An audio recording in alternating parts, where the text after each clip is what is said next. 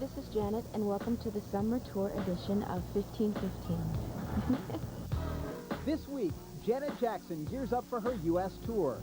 We hit the edition of 1515, coming to you in part this week from the MCI Center here in Washington, D.C., where on Thursday night, one of the biggest stars to hit the road this summer, Janet Jackson, launched the U.S. leg of her Velvet Rope tour. Now, Janet has taken the tour on the road in Europe for a couple of months, but just because it's a well-oiled machine doesn't mean that she and her show don't need a little cleanup rehearsal before they head out across the states.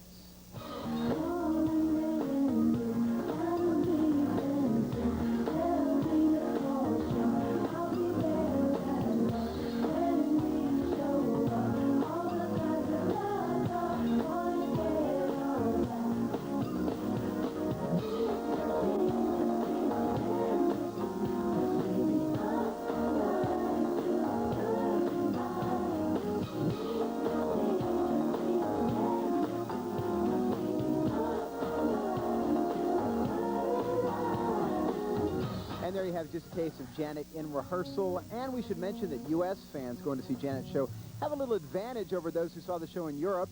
Opening up for Janet on the U.S. dates will be none other than Usher. All right, we're going to have much more from here in D.C. in just a bit, including a chat with the woman herself, Janet Jackson. But first up, let's check in with our New York studio and Kurt Loder, who has tour news of a different sort. Kurt. We're back with 1515 and back inside the MCI Center in Washington, D.C., where Janet Jackson is launching her Velvet Rope tour of the U.S. Now, you may have read that tickets for this show, which are priced from $75 on down, haven't been selling as swiftly as expected in some markets. That's just one of the things we discussed when I spoke with Janet just a short while ago. There's obviously been a lot of press lately about have the ticket sales lived up to what, you guys were hoping? Yeah, had, articles written about how's the tour doing, and are you satisfied with ticket sales in the States so far? I think that, oh, you mean that Rolling Stone thing? And there was a USA Today piece, someone yeah. told me about that. No, it's doing very well. Yeah. So I don't know where they got their facts from. The truth may lie somewhere in the middle.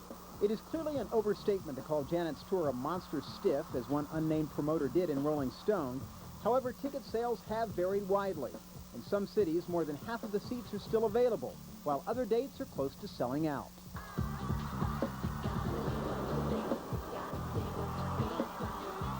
I keep hearing talk that this could be your last tour for some time to come. Who told you that? Oh, just, rumblings here and there.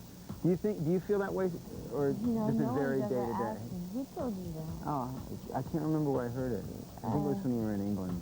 When they said, no, I wouldn't be surprised if it's the last tour she does for a while. Yeah, it's the truth.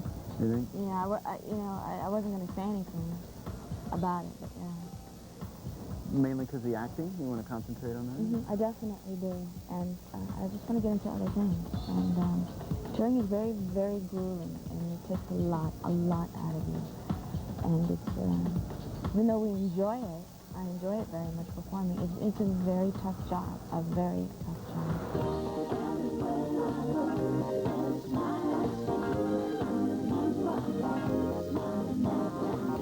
Working a somewhat different look from my last No, I'm always changing my hair. Yes, I know. Is it just because you feel like changing, or? Boredom. Yeah. Boredom. There've been like 4 or 5 since Velvet Rope came out, right? I don't know, Hair? have they? Some of them, I think, there was a Got Till It's Gone. Oh, there sure was. Then the album cover, and then Go Deep. Oh, that's right, Get Lonely. The tour. And this is the 6th one, actually. Ah. So, yeah. I'm pretty bored, huh?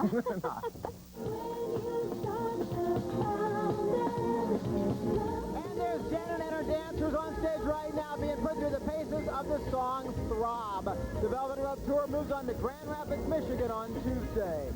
Well, on a much smaller scale and much harder core, it's Survival of the Illest. Def Jam Records recently packaged together 3 of its hottest artists on the same bill.